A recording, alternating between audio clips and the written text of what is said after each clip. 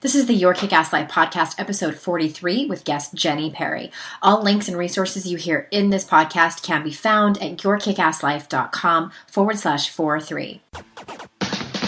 This is the Your Kick-Ass Life podcast with Andrea Owen, a no BS guide to self-help and badassery.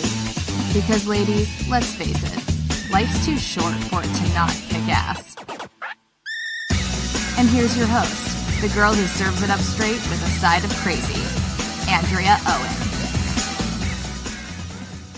Hey there, ass kickers. How are you? Episode 43 is up, and it is a returning guest.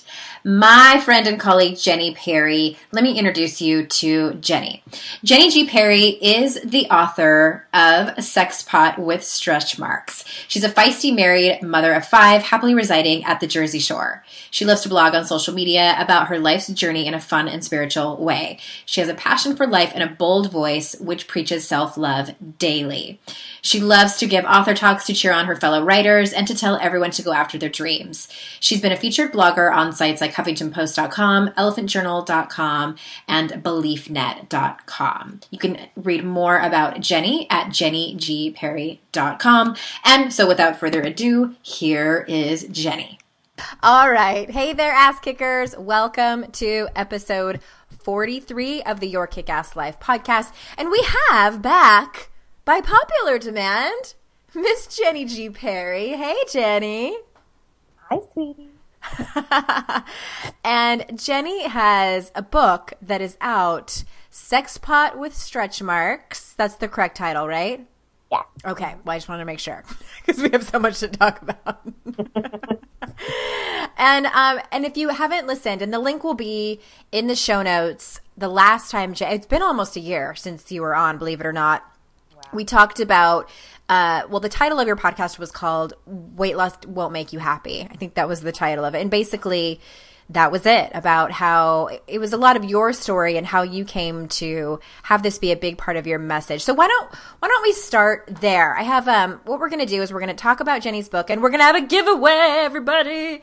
Super excited about that. And, if you would, Jenny, can you start out by telling our dear listeners, because you have such an interesting and powerful story about how you learned to empower yourself and really learned what it takes to be happy and fulfilled and have self-worth. So can you tell us, give us the 3-minute version of what happened in your life? Okay. Well, first of all, I just have to say that wouldn't it be funny if you could see me right now with my hair all mangled up and everything? It's so funny we're on audio, and I was thinking this morning, wouldn't it be funny to have a show where it was called Rolled Out of Bed, and it was Skype interviews of people, literally, they just rolled out of bed. Because we're so used to being all glam, and everyone thinks that everyone looks better than the other person because of Instagram filters and stuff. Right. It's oh, you look so good with 20 filters on. I actually did brush my hair this morning. When I take my kids to school in the morning, and I have to actually go in the school for my daughter's preschool, so I do have to put clothes on. Yeah, I get you. I know. Although, I remember my dad picking up one of my kids from school, and he's people pick up their kids in pajama bottoms. I'm I know. I've seen it. Mm-hmm. But see, for me, it's part of instead of having a big cup of coffee, to me sometimes putting on jeans and makeup that gets my energy up. Mm-hmm. So I think of it as play, not as I have to put on my mask of makeup. Just makes me feel good. It really does. And I'm not afraid to be seen without makeup on, because I never want to go down that rabbit hole where you're you feel bad without your makeup on, you'd be embarrassed if someone saw you like that. So I almost do these weird things with myself because of my journey, in that I have to eat bad every once in a while just so I can be all right, we're good. We're safe. We are safe. And same with makeup. Every once in a while, I just have to go out without makeup on, just so that I feel all right, we're still badass. Yeah. Because it's kind of we can be really conditional with ourselves about loving ourselves. If you don't make any mistakes, if you always have your makeup on, if you always weigh a certain weight, I love myself, but it's but do you love yourself when X, Y, and Z happens? Mm-hmm. And I call it the criteria. Oh my God, yeah. And for me, parenting is constantly an ego check. Like, you can never have a big ego when you have kids because they're just like, you're a loser. You know, like Everything is thrown out the window. Yep. Exactly. You're so mean, whatever it is. Which actually, it's a really good lesson in the way of setting the tone, like setting your own vibration. And I have to remind myself of that every day because you can be very like circumstances and people and everything outside of yourself setting the tone for your life and how happy you are. Or you can be like, all right, no, I'm in charge of this. And I'm trying to actually teach my younger kids that because in my 20s, like I was heavy. And then even when I lost weight, like everything was so outside of myself. And I kind of imagine it to be like you have like antennae, but like you're an octopus.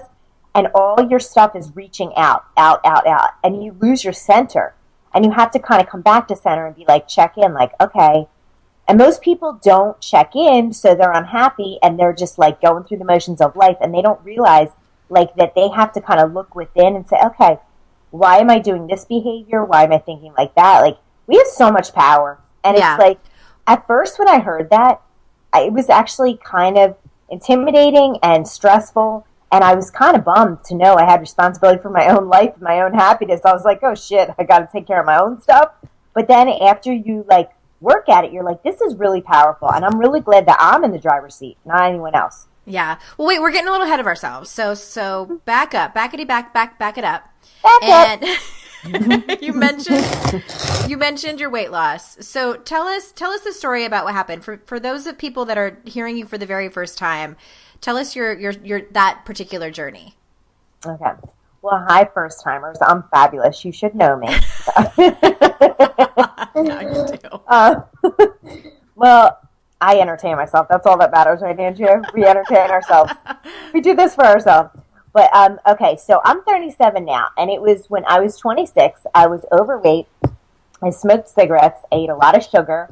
I had panic attacks, and I was like, I wonder if something has to change here. And I was having a bulimic background from my teens. I remember being in the shower and just being like, how the hell did we get here? And like, how could we ever lose weight? And it sounds so cliche to say that sometimes it's so overwhelming when we have a lot of weight to lose, and it almost just seems like easier to just stay at a heavier weight. But it's not even about the weight. It's the fact that I was a young mom, so I cut my hair short. I had like, some highlights.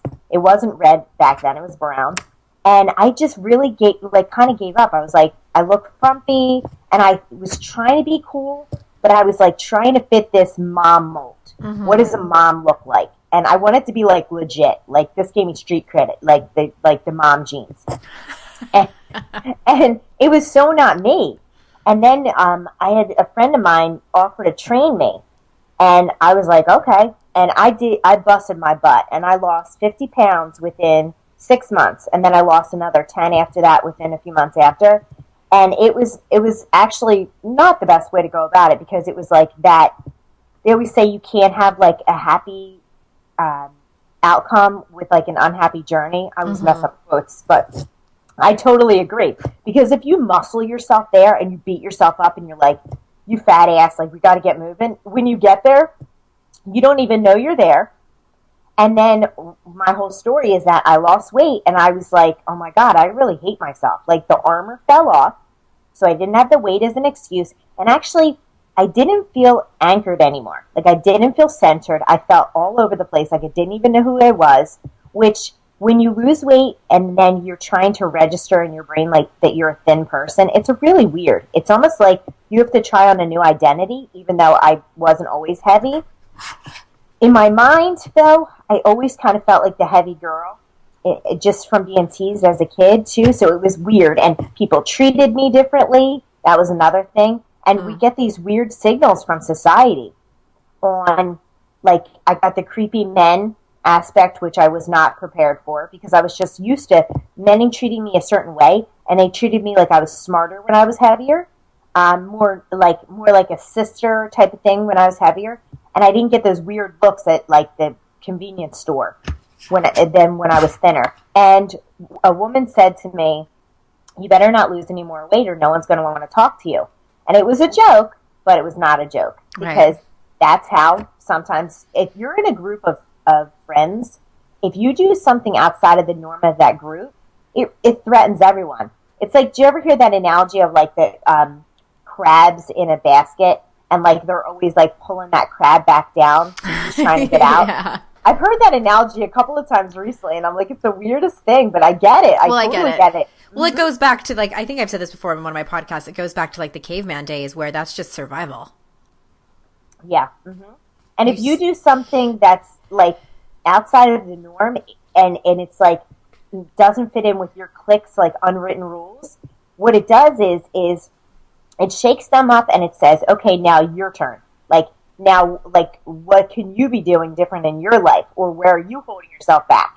And it's like, oh, wow. But people aren't aware of that. They're not aware. They're just kind of like, who does she think she is? Because it's easy. It's so easy to go into that. Yep. Versus, you know, once I really learned to love myself, when women were, you know, like if you called me up, you know, one day you will, and tell me, like, Oprah thinks that you're the best thing, you know, since sliced bread, I'll be like, I know.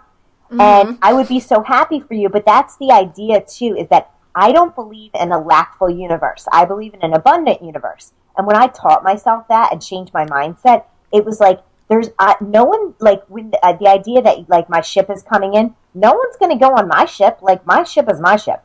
So when something happens great for someone else, it has nothing to do with me. It doesn't mean that there's, like, less of that awesomeness to go around. Yeah. And that's just, and that means I can love my friends. That actually brings me to one of the questions, because I was, and by the way, you guys, I wrote the foreword for the book, so you know that I think it's amazing, and you know that I love Jenny. If I'm going to endorse it, I love it. And one of my favorite chapters is, your attention is your intention. So, and I'm gonna quote you first. Only speak aloud what you want others to say about you. This includes your body. Only think thoughts about yourself that you want others to have about you. And then you go on to say a couple paragraphs later, what you believe you deserve is what the universe hears from you every day. That's pretty powerful. And I've actually recorded a podcast way in the beginning, many episodes ago, where I talked about where you put your focus on. And you just alluded to that, saying that that's really what you do, and that you've decided to do that. So tell me, like, were you born that way, or was that just like a decision that you made? No, actually, I think that it was, the whole shift happened from being so miserable, from after losing the weight and just being like, I am so miserable. And everyone else seemed so happy. And I remember looking at other women and being like, man, it looks like it would be so easy to be in their shoes. And I literally wanted to be in other women's shoes. I would like envy everyone else. And I just couldn't see the good in myself. So I started reading, you know, Wayne Dyer and tons of Law of Attraction. That was just like, you know, when The Secret came out, then I was just like, read that, and then I read like Abraham Hicks. I just got my hands on everything that I could in order to shift my mind and my thoughts. And I was like, wait a minute. The concept that really started to get me to question everything is that you're not your thoughts, like that you can be the observer. And I'd like everybody on this listening to the podcast to just think about it as like, if you were to think about it like you were inside of one of the characters in Disney World and you're peeking through the eye holes, that's what it's like to be the observer. Like, you're observing yourself right now. And it gets so like esoteric and out there, but I love that in the way that, like, when you observe yourself right now, there's almost like two eyes. It's like, you know, people want to say ego, and they want to say spirit, and they want to say, you know, light and dark and all this kind of stuff. But I think we're just a whole being. But when you can observe yourself, you can see that your thoughts, like, they pass on through, but you are not the same as your thoughts. And when you can separate yourself from those thoughts, there's so much power. So that way, when you have a negative thought, you say, okay, well, I can just choose like that doesn't get to stay here. Almost like, you know, you have like an office and you have the person delivering the mail, and you can say, no, I don't need that junk mail. You can just put that right in the shredder right now. Or you can say, oh, that's a beautiful file. I'm going to file that away and keep that forever. Or I'm going to put this on the wall. You know, you get to choose what thoughts actually stay with you. And that's such a big change. Like, where you can write out affirmations and post them, and people might think that that's like fluffy or airy-fairy. But it's like, you're saying affirmations to yourself every day in your mind and to other people. I know that I'll constantly catch myself where I'm saying, you know, stuff about my kids where I'm like, they always or they never. And it's like, okay, well, you just sent that signal out to the universe. Please give me more of that. And I will joke about Facebook, like whatever someone posts on Facebook, it's like a big giant billboard to the universe saying, Right. okay, bring me more, please. And I'm not saying that you can't talk about what's going on in your life, but there always has to be like a takeaway for me personally. Like where if I talk about something, it's like it's intentional. It's totally intentional. It's like, okay, here's what I got out of this, or here was my awareness, or else it's just throwing up on Facebook, and I don't really want to do that. Mm-hmm. Yeah, and it, like you just said, it's whatever you put your attention on becomes your intention. And I remember too, because I was not born that way. I just, some people are just like super naturally positive and but I think I remember the first time I started learning about this, I really took a good look at, somebody must have asked me what my beliefs were about my future, what my beliefs were about my past, about my personality, about my body, about how I was in relationships. And a lot of it was total shit. Like I believed I was bad at relationships because I didn't, I hadn't had a great one yet. I believed I wasn't worthy of having, good friendships or good relationships. I mean, I had stuff around money. I could go on and on and on. And I've told my listeners this, I'm not a huge fan of affirmations because I think the women that I work with are so freaking smart that there's a part of their brain where they're just like, not buying it. So I encourage people just to make them neutral. And so Jenny, you and I were talking before I hit record, and I'll just share with people, I haven't, since we moved to North Carolina, I have like fallen off the exercise wagon. I'm like exercising here and there. I have not been eating well and I've started to put on weight, and I got out of the shower. So had this been 10 years ago and I gained weight, I would have gotten out of the shower and talked such shit about myself, about my body. And now I got out of the shower a couple weeks ago and I was like, wow, I'm looking curvy.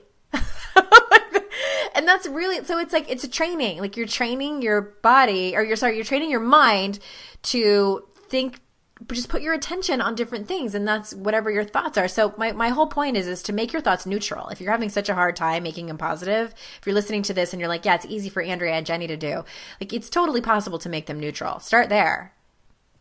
Exactly. And actually with affirmations, what I think is the best thing to do is find your way to the positive affirmations. But if you are like hating yourself right now, and I said to you, say, I am beautiful, and you're like, oh my God, and like there's all these expletives that come out of your mouth, then don't say that. But you want to also say like, okay, I'm doing the best I can. Like you slide your way there. Mm-hmm. And just try to like lean in that direction and say like, okay, well, is there something that I can say positive about myself? And then hold on to that. Just find something that you can hold on to, and like almost like climbing up a ladder, because you can't jump like 2 stories in 1 second. Right. So you have to like climb your way there.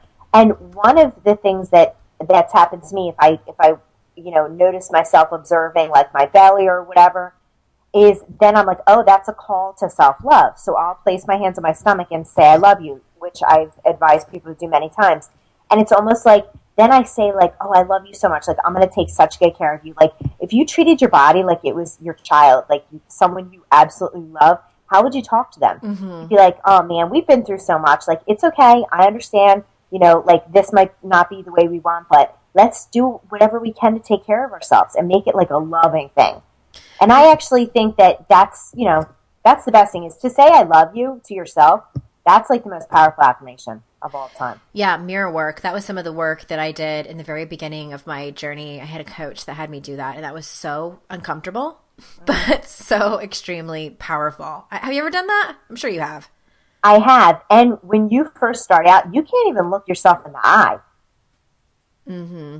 Yeah. Like you look at yourself in the eyes and you're almost like, I'm watching you. Like, I know some shit you did. Like, I know who you really is, like it's really weird. And then like when you get to where we're at now, it's almost like, all that you've done, all your mistakes, all your desire and yearning that you still have. And you can look in your eyes with compassion, like you're your own best friend. And that's our journey on earth is really about ourselves. It's like learning to love yourself and learning to like figure out who you are and to get to know yourself. Like that's what your journey is all about. Mm-hmm. Everyone else comes and goes, unfortunately, like really when it comes down to it. You really are with yourself the whole entire time. So why not be best friends? Mm-hmm. Right? Right. I know. You can't escape yourself. And I love that too, what you said about talking to yourself like you would talk to one of your children or your best friend. Or I remember I had a client a long time ago who was single and she didn't have children. She does now, but she didn't at the time. And she had her beloved French bulldog. And I was like, okay, so how do you talk to your dog? Like, talk to yourself like that. And and that's one of the, I was looking at Kristen Neff. She's a scholar in Texas, and she's worked with Dr. Brene Brown, and she runs selfcompassion.org. And if you go to her website, in her exercises, because I went there thinking like there was going to be these mind-blowing exercises that I had never heard about, getting to a place of self-kindness and compassion. And it's the same work that we do as coaches. And one of them is really take inventory of the difference between how you talk to yourself and how you talk to a good friend or a child or someone that you have compassion for and forgiveness for. Because that's another thing too, is that we hold grudges against ourselves that we like can't even bear to think of forgiving ourselves for. And that was in my own journey to self-love. I'm sure it was for you too. That was a big one, is forgiving myself for mistakes that I had made and continuing to forgive myself for screwing up, because it's part of the human experience. We all do it. Totally. And I feel like there's some of us that were like, I'm going to make giant mistakes. So I have to like really learn self-love, because if you've ever met somebody who like just seems like they've never done anything bad or like done anything mean, and you're just like, it probably would be really easy to like yourself. But if you've made epic mistakes, you can be like, okay, like I have to forgive myself. And this is like almost like you decided to climb the mountain. And I definitely think that I came for the badass version of life sometimes. But yet forgiveness is, I think that as we get older, I love to observe older people. And like, I want to shatter the whole idea of what beauty is, in the way that like, if we decide to say I'm beautiful, like I can totally tell you I'm beautiful. That doesn't have to do with how many wrinkles are on my face, right, the size of my ass, nothing. It's a declaration. And I think every woman is beautiful. And if I can't see something beautiful in them, that's my problem. Like, I haven't looked hard enough. And really, when it comes down to it, if someone's like super kind, you see that they're beautiful, because that kindness is beautiful. Confidence is beautiful. Like, those big hearts, I think, are so beautiful. But as we get older, you see women that, specifically, I'm always observing women, and like, there is this lightness of being that some older women have, that you can tell that if you were to ask them about, their past, they don't have any regrets. They don't have a story that they're going to tell you from 10 years ago that they're still mad at somebody. Like, they have let go. They've forgiven themselves. They've forgiven other people. They don't hold the baggage. And I feel like you don't even notice any wrinkles on their face, any of that. You see this light, this radiance. Mm-hmm. Yes. Mm-hmm. And then there's other people where like their aura is very closed and clouded and gray, and like you just feel like they are just carrying around all this energy with them, like, vibrationally, like they just have all this stress, and it doesn't matter what has happened in their life, because it's very easy to say, well, it's easy for them, or it's so hard for me because you don't understand. But there are people that have come out of the Holocaust that just decided that they were going to live a vibrant life. Mm-hmm. And then there's other people that have had like a couple of small things happen to them, and they've decided to wear that almost like as a badge of honor, like on why like people owe them, or like why they have a reason to be the way they are. And it's just like being light in spirit. It really is about forgiving yourself. Like, you can't go back to the past. Right. So why hold on to that? But the concept of forgiveness is like, that's so hard for people to grasp, in the way that they feel like if they forgive other people, then it means like the person was not wrong or whatever. And it's like, no, just it's literally cutting the cord of connection from you to that thing, so you don't have to worry about it anymore. It's all, it's like, it's almost selfish to forgive other people, because it's like, you don't want to be connected to that anymore. You want to move on. Yeah. That's what I talk about in my book. I wrote about self-forgiveness, and that's what I said. I think I said something like, forgiveness isn't about making what you did okay, or if you're forgiving someone else, making what they did okay. It's really just about loving yourself enough to know that you cannot go back and change the way things were. And that's all. And it just, it is one of those things where It's so heavy, and it's so unnecessary. And I think that that's really the thing that holds people back from forgiving themselves. If we're going to talk about that specifically, it's just like, well, then I'm making it okay. No, you're absolutely not making it okay, because it, it goes back to that Maya Angelou quote of when you know better, you do better. It's like, are you going to make the same mistake again? No, you're not. And so that in itself is amazing, that was the lesson that was learned. So take that and walk away. And I think too, I want to say one more thing about forgiveness is that sometimes it needs to be revisited. You can, it's not just like you'd say it and you'd feel it and you do it and you can check it off. Sometimes you need to go back and revisit it and feel into the feelings. Something might trigger you and you feel into the feelings about it. And then you have to forgive yourself again. That's been my experience. I was totally going to say the same thing. We're like twinsies. I know, we are so connected. Because you know what? It hit me when you said that, is that it's like the layers of the onion thing. Like, I can say I've forgiven myself for something, and this is where people need to understand. You don't get to a point where you're like, like we are, where we're like walking on water and like nothing ever happens. It's like, done. Yeah, exactly. We're human. You have emotions.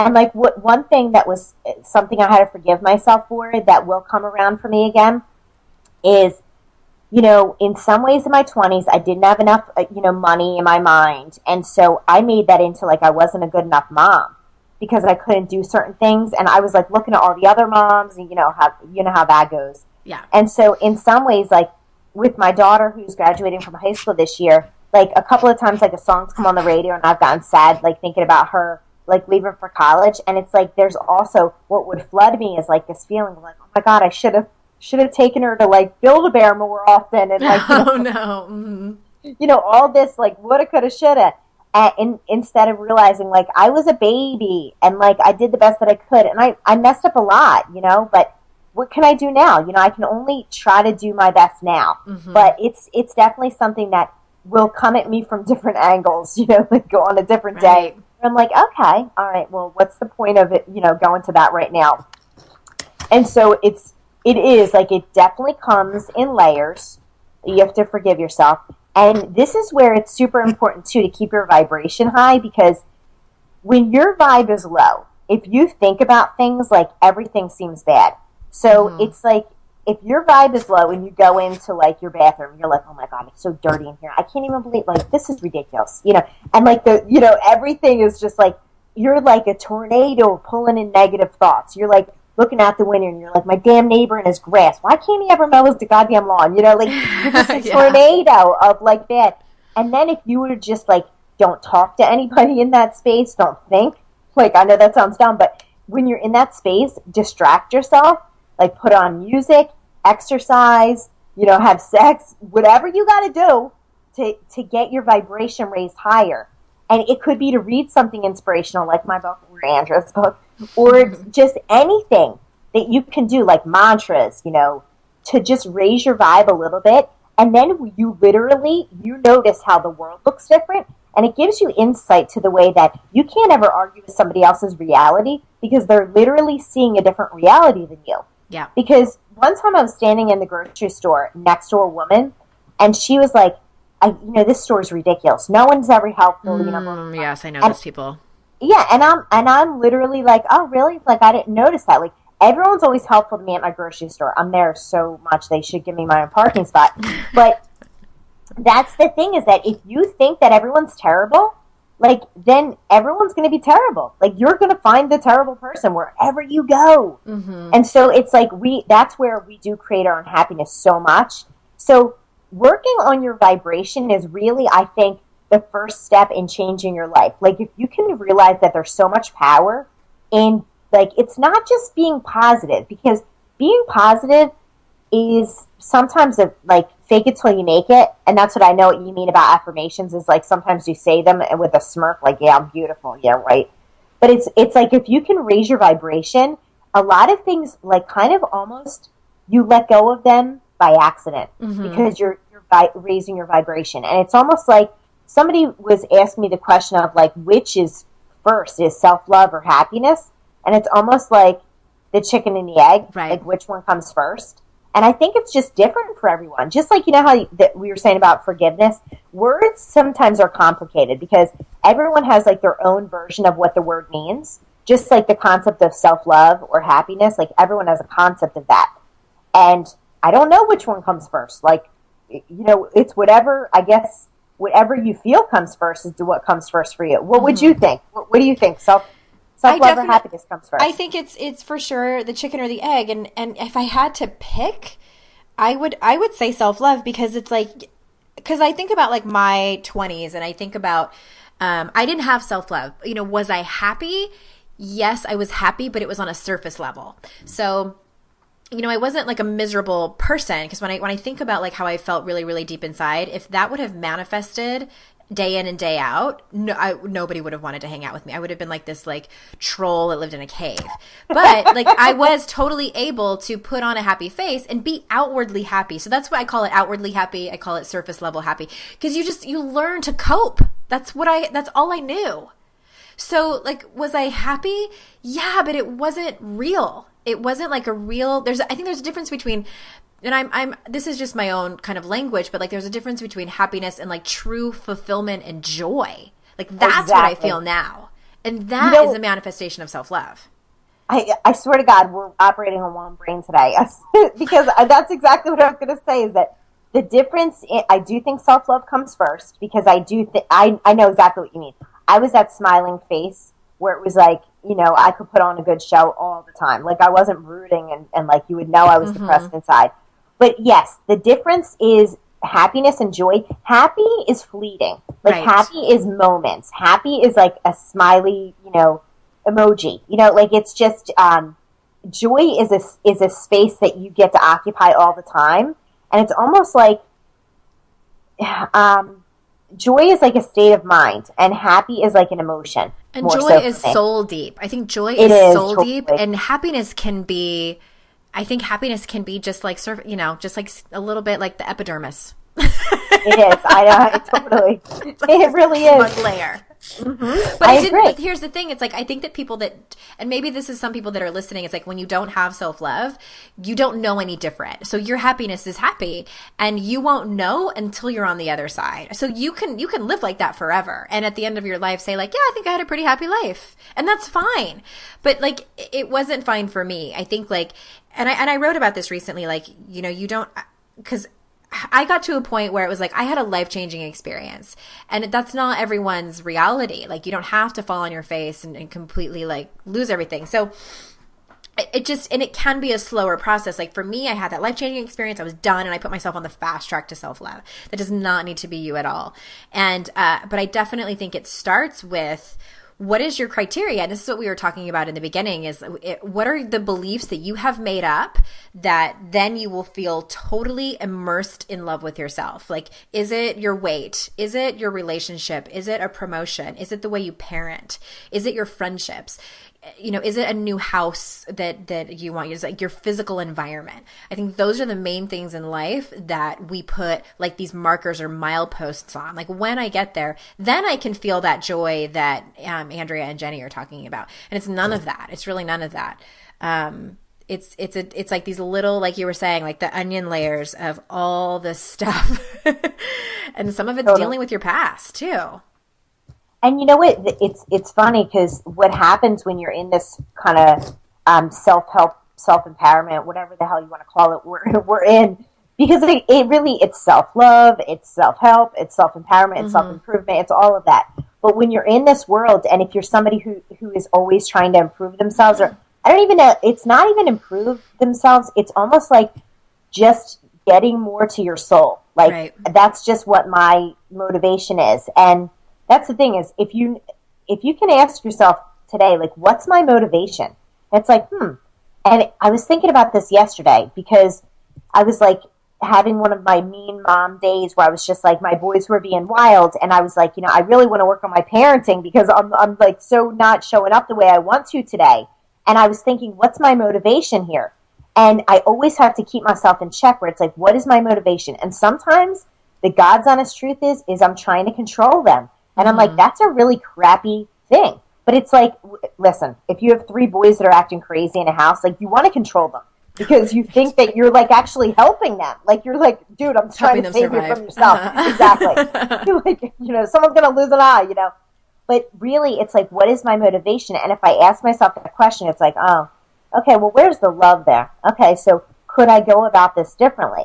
And I can be like totally on autopilot, like the typical crabby mom thing. I do that well. Like I could be a character on a TV show in that mode. Mm-hmm. But really, it takes so much more effort to be like, okay, let me take time to check in. And like, you know, one of my children who's 7, he's like very sensitive. And so if I yell, like he's really sensitive to that. And then I feel bad and, you know, like I have to go through that. And it's like, okay, so that's one of the areas that I'm currently working on. It's like, how can I become a better parent without being like this, you know, where I have to do everything right? It's like, I just know that I want to feel more love towards them and I want to feel more loving. And so I want my motivation to be of a not trying to control them, but more like, I want us to have more fun in our home. I want us to have more love in our home. And when you think of it like your motivation, instead of like, what do I need to work on? Because that feels like effort. More like, what is my motivation? Like, what do I want to experience more of?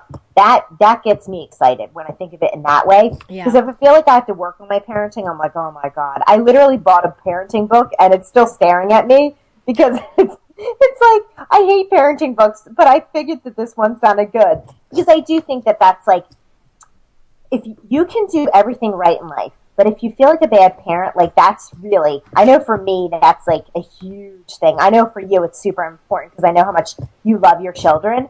And that's just like, that can also be a major reason why we don't love ourselves. Because if you feel like you're not a good enough mom, that is like, that's a super heavy one. Mm-hmm. So if you can just like try to like think like you and I do, like I'm doing the best I can. Like, and sometimes I've said to my kids, like, I never told you I was perfect. I don't know where you ever got that from. Like, right.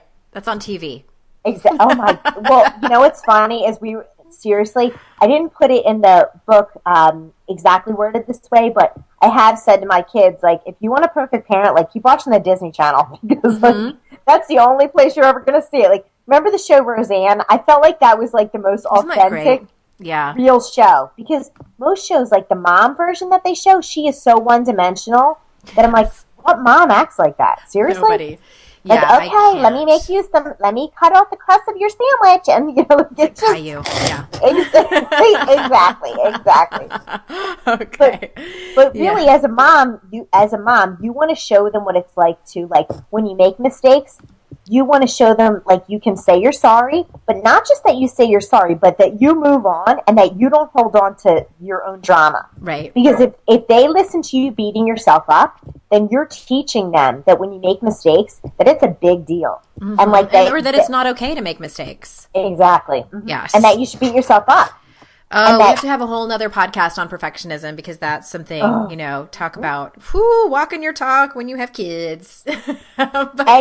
Exactly. And spiritual perfectionism is a huge thing. Like if you're on that track where you're trying to, like, you know, be in the world that you and I are, it's like you can become a perfectionist in self-empowerment where you're just like, oh my God, like I'm a phony because I'm having this show up. I'm sure that happens for a lot of coaches, but it's like, you're human. You're not a robot. Yep, absolutely. All right, you guys, Sexpot with stretch marks. I forgot to mention earlier, if you're listening to this and you want the links to the book or to participate in the contest, which I'm going to talk about in just a second, go to yourkickasslife.com/43. This is episode 43. All the links to Jenny's site and how to buy the book. But I am going to be giving away 2 copies of Jenny's book. And what we're going to do is it's going to go a little something like this.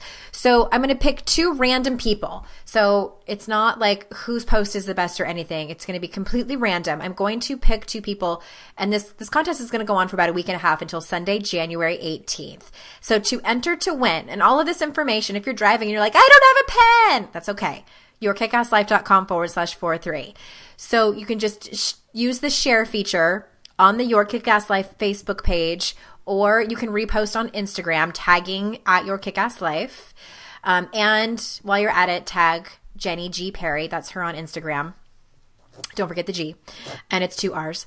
And just share the podcast. That's all I need you to do to enter. I'm going to give 2 copies away. Even if you are on the other side of the world, that's okay. I will ship it to you. It's not just US.